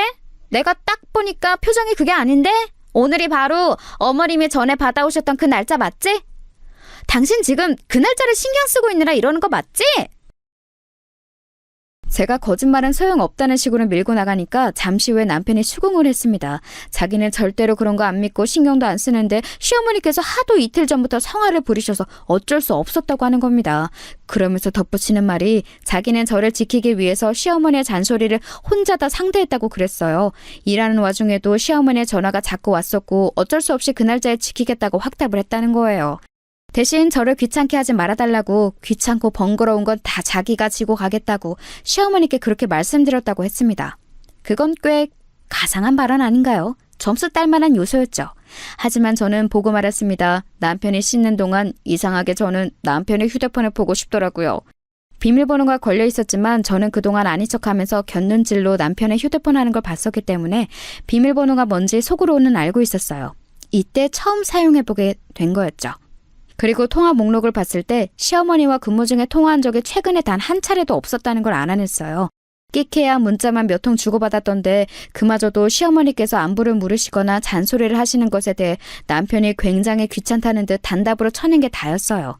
그래 놓고서는 저에게 자기 아내를 위해 결혼 초장부터 모친과 맞서는 남자인 척 굴었다니 진심으로 황당했습니다. 그런데 와중에 더 기가 막혔던 건 남편이 시어머니께 웬 허세를 떨고 있었다는 거예요. 약간 문장에 긴 문자가 있길래 무심코 확인했더니 시어머니께서 며느리의 기가 세서 불안하다고 하시며 보살내미지 뭔지 아는 사람이 했다는 말을 들먹이셨는데 거기다 대고 남편이 이런 식으로 반응을 했더라고요. 노을이는 내가 꽉 잡고 있으니까 괜한 걱정하지 마. 엄마, 걔가 겉으로만 강한 척하는 거고 집에서는 찍소리도 못해. 내가 씻고 나오면 욕실 앞에서 무릎 꿇고 수건대령 하는데 내가 이 정도야. 어이가 없어도 너무 없었죠. 제가 친정 집안에서 남동생 때 꽉 잡고 산 누나였는데 이런 저에게 뭐가 어쩌고 저쩌요? 저는 그 휴대폰을 든 채로 가만히 욕실 앞에 서 있었습니다. 그리고 남편이 곧 씻고 나왔을 때 그 문자의 화면을 눈앞에 들이밀었어요. 휴대폰 액정이 커져 있길래 무심코 봤다는 짧은 거짓 핑계를 댄 뒤 말입니다. 어리둥절해하던 남편은 상황 파악을 마치고서는 아연실색이 되었죠. 그리고 어떻게 했던 줄 아세요? 가타부타 말도 않고 제 앞에서 무작정 무릎을 또 꿇었습니다. 본인 모친에게 허세를 떨었던 내용무대로 본인이 행하게 될 줄은 몰랐을 테지요. 시어머니께 기세등등한 남편인 척 굴고 싶어서 그런 허세를 떨었다고 했습니다. 제 이미지를 멋대로 깎아먹고 있었던 것 같아서 저는 기분이 나쁘긴 했지만 남편이 곧장 무릎을 꿇으니까 솔직히 할 말이 없었어요. 여기서 더 화를 내면 되려 제가 예민한 사람이 될 것만 같은 느낌? 그런 게 있었습니다. 아무래도 신혼이었으니까요. 저는 남편에게 앞으로는 그러지 말라고 했고 휴대폰을 멋대로 봐서 미안하다고 저 또한 사과를 하였습니다. 이렇게 별것 아닌 일로 넘어가나 싶었는데 이튿날 시어머니께 연락이 왔어요. 어때? 느낌이 어때? 뭔가 딱 느껴지는 게 있니? 네? 어머님, 느껴지긴 뭘 느껴지나요? 저는 지금 오전 내내 업무에 치이다가 간신히 해방돼서 한숨을 돌리고 있던 참이었어요. 너무 정신이 없어서 뭐 느껴지는 것도 없고요. 통화도 지금은 어려울 것 같아요. 제가 이따 저녁에 전화 드릴게요. 야! 너는 어른이 말씀하시는데 왜 멋대로 기승장구를 내고 그래? 너 어디서 이렇게 시건방지게 굴라고 배웠어? 집에서 그렇게 교육받았니? 너 이렇게 싸가지 없게 굴 것 같으면 내가 우리 아들한테 다 일러바칠 거야. 너 혼내라고. 혼을 내요? 제가 지금 너무 피곤해서 말씀을 곱게 못 드린 것 같아요. 죄송합니다. 어머님께서 다짜고짜 느낌이 어떠냐니 이런 황당한 질문을 하시니까 제가 머리가 좀 아팠어요. 근데요, 어머님, 기승장구가 아니라 기승전결이에요. 너 대학 나왔다고 유세 떠는 거야? 너는 대학 나왔고 나는 중졸이라 이거지? 너무 못난 며느리를 들이며 패가 망신하고 잘나서 기가 드센 며느리를 들이며 우리 아들이 고생할 거라고 보살님이 예전에 분명 그러셨는데 나는 지금 그게 왜 생각나는 건지 모르겠네. 어머니, 오늘 뭐 기분 안 좋은 일이라도 있으셨어요? 목소리가 격앙돼 있으신 게 왠지 그런 것 같아서요. 저는 참고로 어머님이 중졸인지 초졸인지 아니면 대졸인지 알지도 못했습니다. 지금 처음 알았네요. 내 속 터지게 하는 망할 딸년 때문에 이러는 거지 뭐. 에이, 아니다. 너한테 이런 얘기 해봤자 뭘 하겠니. 아무튼 어제가 아주 중요한 날짜였잖아. 귀하게 받아온 날짜인데 혹시 뭐 느껴지는 게 없느냐 이 말이야. 범상치 않은 아이를 임신할 때면 아주 처음부터 몸에서 느껴지는 기운 같은 게 있다던데. 너는 뭐 느껴지는 게 없니? 응? 립스틱을 고쳐 바른 직후였다는 것도 있고 저도 모르게 그때 입술을 아주 꽉 꿰물었답니다. 저는 살면서 시어머니의 황당한 논리를 간접적으로나마 경험해 본 적이 없는 사람이었어요. 주변에 있는 종교인들이라곤 교회와 성당을 다니는 사람들 뿐이었으니까요. 그런데 득달같이 전화를 하셔서는 임신의 기운이라느니 앞으로 부족을 받아오겠다느니 그런 말씀을 하시는 시어머니를 마주하니까 속된 말로 환장해서 돌아가실 것만 같았습니다. 애써 참고 지냈더니 몇 주 후에는 이런 말씀도 하시더군요. 아우, 큰일 났다. 아주 큰일이 났어. 며느리가 직장 생활을 하고 있거든. 그걸 그만두게 하는 게 우리 아들의 앞길에 도움이 될 거라고 용한 보살님이 단호하게 말씀을 해주셨어. 전혀 없이 진지한 표정이시더라. 너 그 직장 언제까지 다닐 거니? 앞만 곱씹어봐도 시어머니의 말씀은 헛소리에 가까웠어요. 이해를 해보려고 해도 머리만 점점 아파왔죠. 게다가 환장할 요소가 더 있었으니 그건 바로 제 시누이였습니다. 갑자기 웬 시누이냐고요? 남편은 외동이 아니었어요. 위로 누나가 한 명 있었습니다. 이미 결혼한 몸이었죠. 어쩌다 보니 애석하게도 저희 부부의 신혼집은 시댁과 무척 가까웠지만 시누이는 나름 어느 정도 떨어진 동네에 살았어요. 왕래가 잦지는 않았습니다. 저는 시누이의 남편인 저에게는 심해보되는 분하고 얼굴도 잘 보지 못했어요. 그런데 이 시누이의 존재를 제 지인이 지적한 거예요. 시댁에서 간과해도 괜찮은 존재는 단 한 명도 없으며 시누이는 특히나 살펴볼 필요가 있다는 조언에 제 고개가 끄덕여졌습니다. 시부모님께서는 시누이 얘기만 나왔다 하면 세상에서 가장 속 터지는 이야기라도 들으신 분들 마냥 표정을 굳히셨고 남편은 우리 누나보다 골 때리는 사람을 본 적이 없어 라는 말을 연애할 때 저에게 슬쩍 한 바가 있었습니다. 그때는 흘려들었었는데 가만히 생각해보니까 왠지 시누이가 어떤 사람인지 제가 아직 전혀 모르고 있다는 게 왠지 이상한 거예요. 시어머니처럼 호들갑 떠시는 성격, 그 아래서 나온 딸이 저에게 전혀 아무런 상관을 안 하고 있다는 게 수상했습니다. 결혼을 한 지 꽤 된 지인 2명은 이유는 알 수 없으나 시댁 얘기를 들어봤을 때 왠지 그 시누이라는 존재가 싸하다 이런 의견까지 주더군요. 그건 너무 지나친 비약 같아서 저는 피식 웃어 넘긴 뒤 머릿속으로는 시누이에게 살짝 접근해볼 계획을 짰습니다.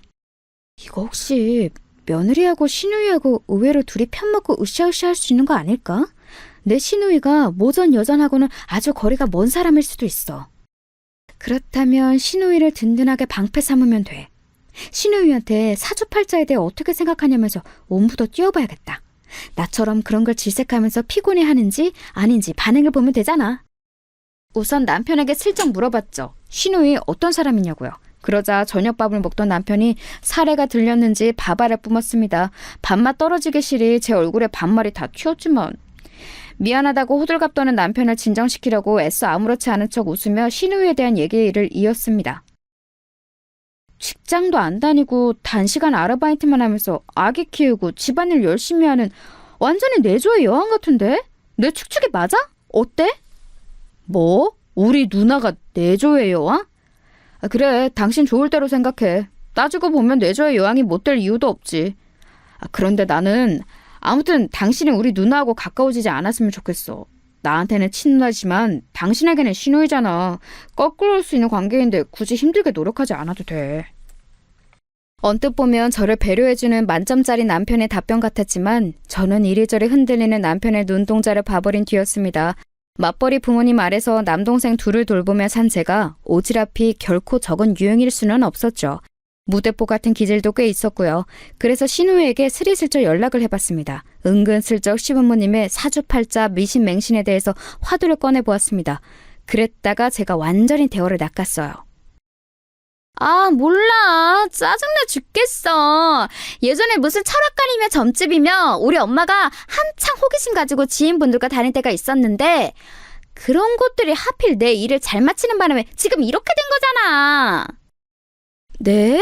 형님 일이 잘 맞아떨어진 것을 계기로 어머님께서 그런 걸 맹신하시게 된 거였다고요? 헉, 형님의 사주풀이라도 기가 막히게 그런 곳에서 했었나 봐요? 아니면 미래 예견이라도 잘했던 걸까요? 아, 말도 마. 내가 빵에 들어갈 걸 대체 어떻게 알았는지 몰라. 나는 혹시 그런 곳에서 입을 나불거린 덕분에 내가 부정 타서 그렇게 된 건 아닐까 생각 중이야. 재수도 더럽게 없지. 하필 걸려서 빵에 들어갈 건 뭐람? 나는 갈 때보다도 더 흔들리는 사람이라서 결혼으로도 붙잡을 수가 없다고, 말년까지 복잡할 수밖에 없다고 그런 얘기도 우리 엄마가 들었었대. 그게 벌써 옛날에 들은 얘기인데도 아직까지 신경을 쓰신다니까. 저기 형님, 말씀 중에 죄송한데 빵이라뇨? 저희가 맛있게 먹는 밀가루로 만든 그 빵이 아니고 다른 빵 말씀하시는 거 맞죠? 내 정신 좀 봐. 갑자기 입이 트여서 별소리를 다 해버렸네. 이렇게 될까봐 나보고 이딴 소 철저히 하고 올케하고 친해지지 말라고 다들 그랬던 건데 큰일 났다. 올케, 나한테 아무 소리 못 들은 걸로 해주면 안 될까? 정신없이 중얼거리는 신우의 목소리에 제정신이 함께 아득해졌습니다. 어떻게 그걸 못 들은 걸로 할 수 있겠나요? 어느 정도의 수위여야 협의가 가능하죠. 그런데 빵이라뇨. 그건 감방, 즉 감옥을 뜻하는 것이었습니다. 제 신우이라는 사람이 감옥에 다녀온 범죄자였다니 상상도 못했던 이야기여서 헛웃음이 막 흘러나왔네요. 시부모님과 남편은 물론이고 기타 친척들까지 죄다 이 사실을 알고 있었지만 아무도 저에게 알려주지 않았다는 것에 묘한 배신감도 들었습니다. 즉시 남편을 족쳤죠. 저는 제가 속았고 우습게 여겨진 것 같아서 기분이 너무 더러웠어요. 그러자 남편은 또 무릎을 더 꿇었습니다. 심지어 제 얘기가 끝나기도 전에 일단 무릎을 더 꿇더군요. 지금 생각하면 이런 면모가 너무 웃긴 남자였던 것 같네요. 저는 이 남자처럼 무릎이 잘 꺾이는 사람은 보지를 못했습니다. 하지만 당시에는 무릎을 꿇으며 제 마음이 좀 약해졌던 것 같아요. 솔직히 살면서 무릎 꿇으며 용서를 비는 사람을 마주할 일이 몇 번이나 있겠어요? 평생 그런 경험을 못 해보는 사람이 훨씬 많을 거라고 생각해요. 그러니 제가 남편의 앞에서 화가 좀 수그러졌죠. 미안해. 우리 누나가 전과자라는 사실을 밝히며 당신처럼 멋진 여자를 놓칠까봐 그게 두려워서 치사하고 비겁하게 거짓말을 했어. 내가 미안해. 내가 죽일 놈이야. 나를 용서하지 않아도 좋아. 그런데 내가 당신을 절절하게 사랑하는 마음만큼은 알아줬으면 좋겠어. 울먹이면서 그렇게 말하는 남편에게 더 화를 내기도 못해서 신우이가 어쩌다가 전과자가 됐는지 그 얘기나 자세히 들어봤네요. 사기 사건에 엮였는데 공범으로 취급당해서 억울하게 실형 6개월을 살고 출소했다고 하더군요. 어떻게 보면 신우이도 불쌍한 피해자일 뿐이라면서 남편이 한숨을 크게 쉬었어요. 적극적으로 사기를 치려고 쳤던 게 아니라 사기꾼들에게 잘못 홀려서 잠깐 어울리다 보니 휘말렸다는 거였죠. 저는 고민하다가 누군가에게 상담을 요청했습니다. 평생을 혼자서도 잘해요 하면서 살아왔던 저였건만 결혼한 이후로 도저히 혼자서는 머리를 싸매봤자 답이 안 나오더라고요. 제가 연락한 상대는 바로 제 올케였어요. 제 바로 아래 남동생의 아내 말이에요. 저희 집은 둘째가 첫째보다 먼저 결혼한 경우랍니다. 제 신우이의 이야기를 해주니까 올케는 어처구니 없어 했어요. 그건 말도 안 돼요. 정말 결백한 상황이었다면 징역 6개월까지는 안 나왔을 것 같은데요. 특히나 초범이었다면 더 그랬을 거예요. 그런 상황이었는데 대한민국에서 집행유예가 아니라 실형구형이라고요? 에이, 그럴 리가 없죠. 그쵸? 올케도 그렇게 생각하죠? 와, 이제야 가슴이 뻥 뚫리는 기분이 드네. 나도 왠지 미심쩍은 느낌은 들었는데 시댁 사람들이 결백하다면서 딱 잡았다니까 내가 아래송해지더라고요. 진짜 억울한 상황이었을까 싶은 생각도 살짝 들었고. 잘 생각해보세요. 그 사기 범죄에 알고 끼어들었어도 문제, 모르고 끼어들었어도 문제예요. 알았다면 진짜 백의 사기꾼인 것이고요. 몰랐다면 지능 수준이 의심되는 거죠. 그런 지능이라면 다른 사고도 또 치고 살 수밖에 없으니 어느 쪽이든 골치 아파요. 그런데 그분 남편은 이런 거 다 아시고 결혼한 걸까요? 그럼 죄다 한 통속이라는 건가? 이제 보니까 심해부라는 분은 신우의 정가를 아는지 궁금해졌어요. 바로 얼마 뒤가 시댁에 1년에 몇 없는 제사였는데 그게 갑자기 반갑게 느껴지더라고요. 심해부를 만날 수 있으니까요. 제사를 지내러 모인 평일 늦은 저녁, 저를 보자 신우이가 환하게 웃으며 손을 흔들었습니다. 품에는 자기 어린 딸도 끼고 온 참이었죠. 이때 시조카가 아마 3살인가 그랬을 거예요. 전과 사실을 들켰음에도 저와 친해졌다고 생각한 것 때문인지 즐거워하는 신우에게 저도 마지못해 환한 미소를 지어주었네요. 다른 친척분들도 대거 참석하셨어요. 저는 눈치를 살피다가 왠지 혼자 동떨어져서 다가오지 마시오라는 기운을 내뿜고 있는 심해부에게 다가갔습니다. 그리고 제 휴대폰을 몰래 내밀었죠. 번호 좀 알려달라는 뜻이었습니다. 남편에게서 얻어내려고 했었는데 황당하게도 남편이 심해부 번호를 안 갖고 있다고 했었거든요. 당황해서 저를 쳐다보던 심해부는 주변의 눈치를 살피더니 아무도 안 볼 때 제 휴대폰에 자기 번호를 찍어주었어요. 만약 심해부가 신우의 전과 사실을 모르는 상태라면 제가 입을 잘못 놀려서 가정을 파탄낼 수 있었으므로 저는 다른 주제를 먼저 꺼내들며 간접적으로 캐내볼 심산이었습니다. 그래서 제가 어떤 얘기를 꺼냈던 줄 아세요? 남편의 옛 여자 얘기를 꺼냈어요. 왜냐하면 공공연한 시댁의 적 같은 존재로 구전설화처럼 내려오는 인물이었거든요. 그녀는 배우자 없이 홀로 아이를 낳아 키우는 미혼모였고 남편보다 연상이었으며 절절하게 연애를 하다가 시부모님의 격렬한 반대에 부딪혀 헤어진 사람이었습니다. 시어머니께서는 가끔 태도가 살랑거리지 못하는 제가 마음에 안 들어서 죽겠다는 표정을 지으시다가도 예전 그년보다는 낫지라고 중얼거리며 가슴을 쓸어내리셨어요. 그리고 제가 예상하건대 남편이 저하고 결혼하겠다며 시부모님을 설득했을 때 아마도 그 여자를 들먹였을 게 뻔했어요. 그 쥐뿔도 없는 미혼모와 헤어졌으니 대학 잘 나오고 똑 부러지는 저 같은 며느리는 감지덕지 아니냐며 시부모님을 설득했을 과정이 눈에 선했습니다. 시기상 남편이 그 미혼모와 헤어진 것은 신우이가 심해부와 결혼한 이후였으니 심해부에게 그 미혼모에 대해 물어보는 그림이 이상하지는 않았어요. 저는 남편 이전에 가벼운 연애만 했었고 진지한 교제는 없었는데 남편은 진지하게 상대를 만났었다고 하니까 신경이 쓰인다는 식으로 말을 해봤습니다. 그러다가 얘기가 흘러가면 신우의 정가를 아는지 아닌지 슬쩍 건드려볼 심산이었던 거예요. 그런데 이게 웬일인가요? 제가 또 의도치 않게 대어를 낚아버렸어요. 아무래도 저는 낚시를 했어야 했나 봐요. 그랬다면 강태공으로 이름을 날렸을지도 모르죠. 심해부가 그 미혼모 질문을 받고 나서 갑자기 한숨을 푹 내쉬더니 머뭇거리면서 저에게 이런 소리를 했습니다. 이건 너무 조심스러운 얘기인데 암만 해도 뭔가 짚히시는 게 있으니까 갑자기 그 여자에 대해 물어보시는 것 같아서 그냥 허심탄회하게 말씀을 드리렵니다. 아마 처남은 지금도 그 여자를 만나고 있을 거예요. 엊그제 제사 때 은근슬쩍 처남에게 아직도 못 잊었냐고 지나가다 물었는데 여전하죠 라고 답을 하더군요. 남자끼리는 그 뉘앙스가 뭔지 바로 알 수 있어요. 현재 진행형이라는 뜻입니다. 청천벽력이었습니다. 저는 하마터면 퇴근길에 쓰러질 뻔했어요. 그 정도로 심해부의 발언을 듣고 많이 놀랐습니다. 그렇게 놀랐다는 티를 내며 심해부가 입을 다물까봐 약간은 태어난 척을 했어요. 그랬더니 심해부가 한숨을 계속 쉬면서 자기 생각을 저에게 알려주더군요. 저하고 결혼할 때까지는 그 미혼모를 다시 안 만났을 텐데 왠지 결혼을 하고 나서 임무완수라는 심정으로 남편이 다시 그 미혼모와 만나기 시작했을 것 같다고 했어요. 시부모님의 눈을 완벽히 피하기 위함이었죠. 특히 시어머니께서 그 미혼모를 치가 떨리게 싫어하셔서 예전에 경기까지 일으키신 적 있다고 그랬습니다. 그 미혼모를 내쫓는 부적을 여러 장 받아오신 적도 있었다네요. 하지만 그럴수록 불타는 것이 로미오와 줄리엣의 사랑인 법이라며 심화부가 씁쓸한 말투를 저로 위로했습니다. 남편이 정말로 옛 연인과 바람을 피우는 것인지 아닌지 그 진위 여부를 확인하기도 전에 저는 당장 진이 빠져버렸죠. 저에게 이런 걸 왜 알려주시냐고 물었더니 신우이가 전과자였는데 모르고 결혼한 게 너무 억울해서 그 집안 사람들에게 속은 게 아직도 분하기 때문에 저에게 이런 사실을 밝히는 거라고 그랬습니다. 신우이가 전과자라는 걸 알았을 때 당장 이혼을 하려고 했는데 그때 마침 신우이가 임신을 한 게 밝혀진 거예요. 그래서 뱃속 아이 생각을 하며 이혼도 미뤘다고 했습니다. 신우이가 가정에 충실하면 잘 사는지 안 사는지 두고 보기로 한 거였죠. 그러다가 시간이 흘러서 현재가 된 거였고요. 여기까지 다 듣고 나니까 어안이 벙벙하더군요. 가볍게 내리는 눈송이를 맞으러 나갔다가 폭소를 맞아서 파묻힌 사람이 된 기분이었습니다. 제가 할 일의 순서는 정해져 있었어요. 남편에게서 진위 여부를 캐내는 것이었죠. 아니길 바랬습니다. 왜냐하면 아직 결혼한 지 1년도 안 채운 신혼이었고 남편이 저를 내내 속여왔다고 한다면 너무 비참할 것 같았고 저는 눈 시퍼렇게 뜨고 당해온 천하의 멍청이가 되고 싶지는 않았거든요. 이런 거 진짜 안 물어보고 싶었는데 당신 혹시 나 말고 다른 여자 있어? 바람 피워?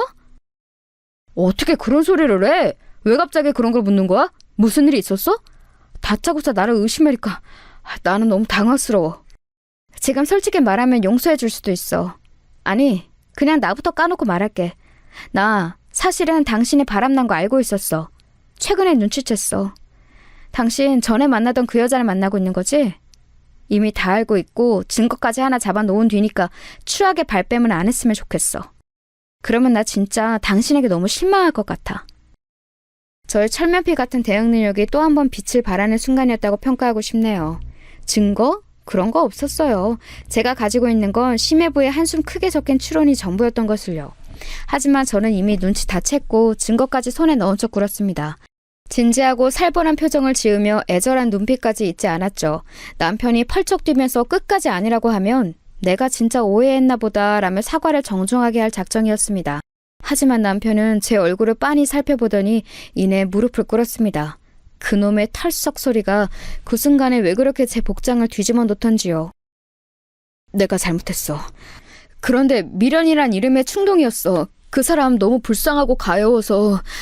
당신도 알겠지만 그 사람 미혼모인데 심지어 애가 건강에 안 좋까지 해. 여자 혼자 아등바등 애를 쓰면서 사는 모습을 보니까 여전히 안쓰럽다는 생각이 들어서. 그래서 결혼했다는 소식을 뒤늦게 알려주면서 몇 번 연락을 주고받았을 뿐이야. 마트에서 장 한 번 크게 봐준 거 그것 말고는 돈을 쓴 것도 없었어.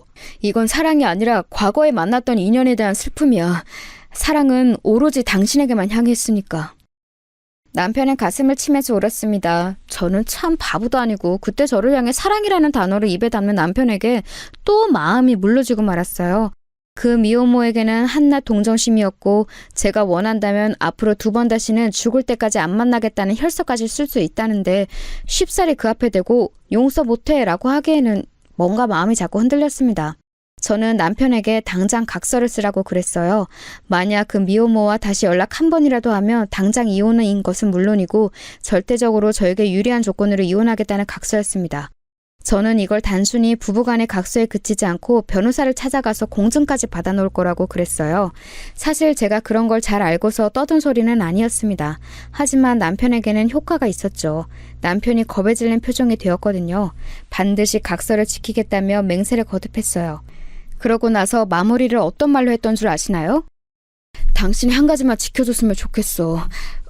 우리 엄마한테는 제발 부탁이니까 내가 그 사람 다시 만났다는 소리 절대로 하지 말아줘.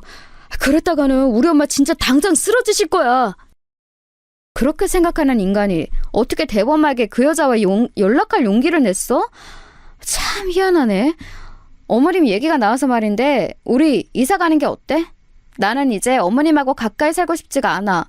시댁과 아주 멀리 떨어진 곳에 사는 며느리가 되는 게 나의 새로운 꿈이 되었거든. 그 꿈이 이루어지도록 당신이 협조 좀 해줄래? 겁에 질려있던 남편은 무조건 고개를 끄덕였어요. 아무 생각 없이 무작정 멀리 떠나겠다는 건 아니었습니다. 시어머니의 말씀을 따를 작정은 아니었건만 제가 공교롭게도 퇴사를 생각하게 되었기 때문이었어요. 왜냐하면 제가 기업을 물려받게 되었기 때문입니다. 저희 외갓집이 식당을 꽤 오래 운영해왔어요. 제 외할머니의 동생 되시는 이모할머니께서 운영을 하시다가 당신의 장남에게 물려주셨는데 어쩌다 보니 도맡아 하시기 어려워졌어요.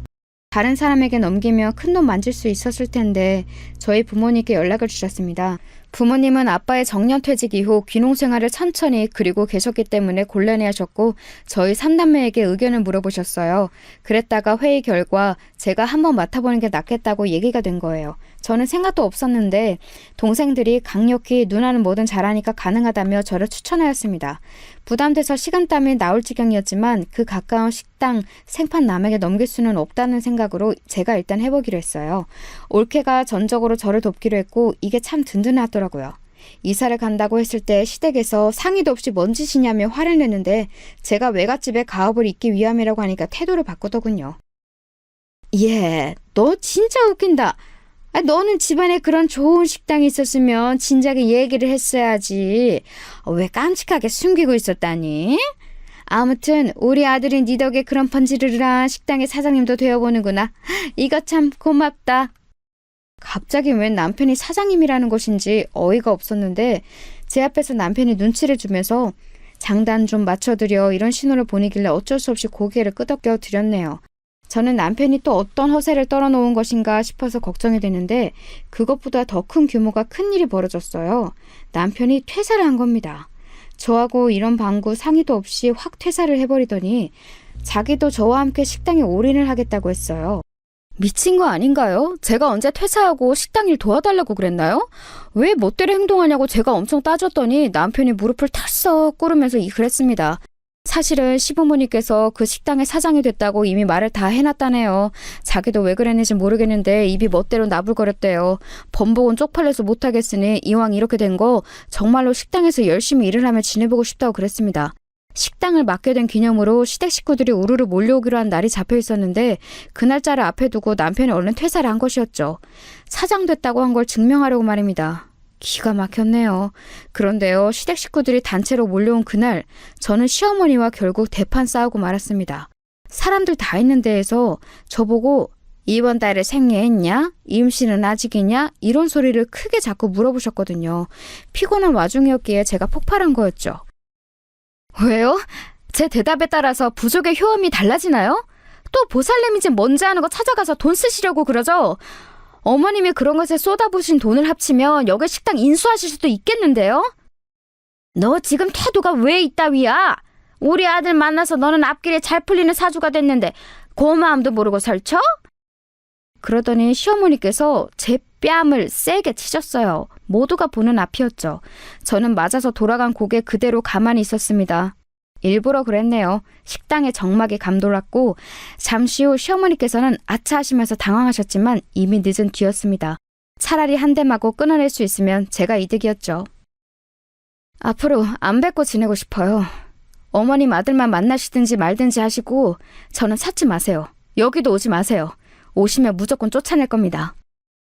싸늘하게 말한 저에게 반박할 수 있는 사람은 없었죠. 그날 이후로 저는 사는 곳의 거리가 멀어졌을 뿐더러 왕래하거나 안부를 여쭈하는 책임감에서 벗어나게 되었습니다. 해방이었네요. 남편은 제 눈치를 살피며 중간에서 고군분투를 해댔고요. 그런데 갑작스러운 소식이 들려왔어요. 시누이 부부의 이혼이었습니다. 남편은 이유를 모르겠다고 그랬고 시누이의 짧은 통화에서 저에게 비련의 여주인공처럼 버림받았다고 말을 했어요. 저는 진짜 이유를 심해부를 통해 들을 수 있었죠. 아이가 아무리 봐도 저를 닮지 않아서 하기 싫은 의심을 쭉 해오고 있었는데 얼마 전에 유전자 검사를 받았어요. 그 결과는 보시다시피 이혼입니다. 애엄마는 알고 있었더군요. 심지어는 장인어른 장모님 모두 그 사실을 알고 계셨습니다. 정말 엄청난 집구석이에요. 조심하세요. 방심하면 안 됩니다. 와, 세상에 뭐 이런 일이 다 있나 싶었네요. 새삼 시댁이 엄청나다는 생각이 들었어요. 그러면서 저는 심해부의 조언을 뼈에 새기며 돈을 아주 알차게 쓰기로 결심했습니다. 흥신소에 의뢰해서 남편을 캐냈어요. 그러자 곧장 증거가 잡혔습니다. 남편은 결국 그 미혼모를 또 만나고 있었어요. 실망감도 안 들더라고요. 그저 제 자신이 너무 초라해진 것 같아서 그게 싫었을 뿐이죠. 남편은 또 제 앞에서 무릎을 꿇었어요. 진짜 꼴보기 싫더라고요. 소용없으니까 무조건 이혼하겠다고 부부 재산은 모두 제 것이니까 몸만 나가라고 그랬습니다. 남편은 울고불고 난리를 치다가 안 통할 것 같으니까 겸허히 현실을 받아들이더니 딱 한 가지 저에게 부탁을 해왔어요. 우리 이혼했다는 거 우리 엄마한테는 알리지 말아주라. 말해도 나중에 때 되면 내가 알아서 말할게. 제발 부탁이다. 대신에 당신이 말한 이혼 조건 다 들어줄게. 저는 올케와 이 부분을 상의했는데 구질구질하게 이혼을 끌고 가면서 재산 분할이니 뭐니 개싸움을 벌이는 것보다 차라리 남편을 빈털터리로 내쫓는 게 낫다고 결론을 내렸어요. 어차피 저는 시댁과 쫑난 이후였으니 상관없었죠. 그렇게 이혼을 했습니다. 아무렇지 않을 줄 알았는데 속이 허했네요. 그래서 식당 운영에 더욱 박차를 가했어요. 제가 피와 땀을 쏟은 식당은 금세 강남 일대에서 천천히 쌓아온 명성 위에 제가 덧붙인 최고급 이미지라는 날개를 달고 더욱 잘 나가기 시작했습니다. 번호를 싹 다 차단한 시댁 식구들하고는 제가 아무런 접점도 없었지요. 그런데 시간이 꽤 흐른 어느 날이었습니다. 올케가 당황하면서 저한테 상세한 확인을 못하고 단체 예약을 받아보려는데 그게 아무래도 제 시어머니 같다고 말을 하는 겁니다. 이혼했으니 이제 전 시어머니였지만요. 아무튼 이미 예약을 받아버렸고 목전이었으니 그대로 진행하라고 그랬어요. 무슨 단체 예약인가 했더니만 동창회더라고요. 그분은 위풍당당하게 입장하셨습니다. 동창분들이 우아하시면서 자리에 앉으셨죠. 이런 최고급 한의실에서 동창회를 갖게 된다는 게 다들 즐거우신 듯했어요. 저도 이왕이면 그 즐거움 지켜드리고 싶었는데 그분이 저희 직원에게 사장 나오라 그래 라며 먼저 선을 넘으셨습니다. 얘들아, 여기가 내 며느리야. 바쁘다는 핑계로 얼굴을 안 비추는 얄미운 며느리인데 우리 아들이 자기 아내 혼내지 말라고 나한테 어찌나 그러던지. 우리 며느리는 자기가 결혼을 잘했다는 건 알고나 사는지 모르겠어. 우리 아들이 자기 아내 힘들까봐 나보고 여기 식당 오지 말라고 자꾸만 그랬는데 내가 동창회라는 행사를 두고 이런 식당을 모른 척 하는 건 아닌 것 같아서. 얘들아, 오늘 많이 먹어. 우리 아들이 여기 사장이니까 눈치 안 봐도 돼. 반찬 부족한 거 있으면 우리 며느리 불러다가 시키고. 예, 너는 오랜만에 시어머니 뵈었으면 먼저 쪼르르 나와서 인사도 하고 그래야지. 언제까지 예전 일에 꽁에 있을 거야? 아유. 그때 제 머릿속에 든 생각은 바로 못 들어주겠다 였습니다. 저보고 그 단체 테이블에 전담 서빙을 보라고 하시던 대목에서는 슬쩍 비웃음이 터져나왔죠. 그런 저를 향해 눈빛이 불량하다며 질책을 시작하시려고 하길래 제가 결국은 진실을 외치고 말았습니다. 아들한테서 또 어떤 거짓 허세를 들으시고 지금 이러시는지는 모르겠는데요. 저기요. 죄송한데 저는 그 잘난 아들하고 이혼했어요. 이혼한 지 벌써 1년이거든요. 뭐라고? 이혼? 너 그게 무슨 말도 안 되는 소리야? 이혼이라니. 지난 주말에도 우리 아들이 너하고 등산을 갔다 왔다고 그랬는데? 너랑 손을 꼭 잡고 있는 사진도 나한테 보내줬어. 그 손, 제 손이 아니라 아마 그 여자 사진일걸요?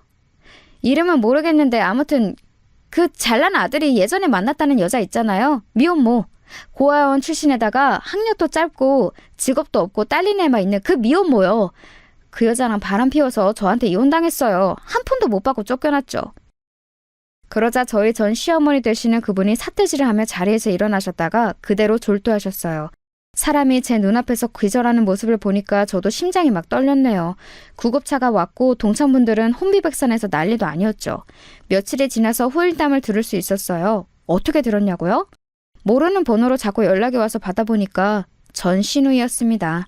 저에게 상황을 알려주고 싶어서 입이 근질거리는 바람에 다른 사람 휴대폰으로 연락을 했다고 그랬어요. 자기 번호는 차단당했으니까요. 와, 도대체 이토록 가벼운 뇌를 지닌 사람이 존재할 수가 있는 걸까 하는 근본적인 의문이 들었습니다. 아무튼 전 신우이가 알려준 내용은 이러했어요. 전 남편은 알고 보니 그 미혼모의 아이가 자기 아이라고 생각했기 때문에 인연을 끊지 못했다는 겁니다. 자기 아이를 외롭게 홀로 낳고 묵묵하게 키워온 미혼모에게 너무 미안한 죄책감이 들어서 그래왔던 것이죠. 그걸 알고서 전 시부모님 두 분이 거의 기절을 하셨다가 정신 차리고 유전자 검사를 했는데 웃긴 건 친자 불일치였다네요. 그래서 이번에는 전 남편이 거의 기절을 했죠. 미혼모가 철저하게 처연한 연기를 해온 것에 전 남편이 속아온 것이었습니다. 전 남편은 죽겠다고 난리를 쳤고 전 시어머니는 울부짖으며 집안의 부적들을 박박 찢어버렸대요. 그리고 저를 놓친 게 아까워 미치겠다고 하시며 가슴을 치셨다더군요.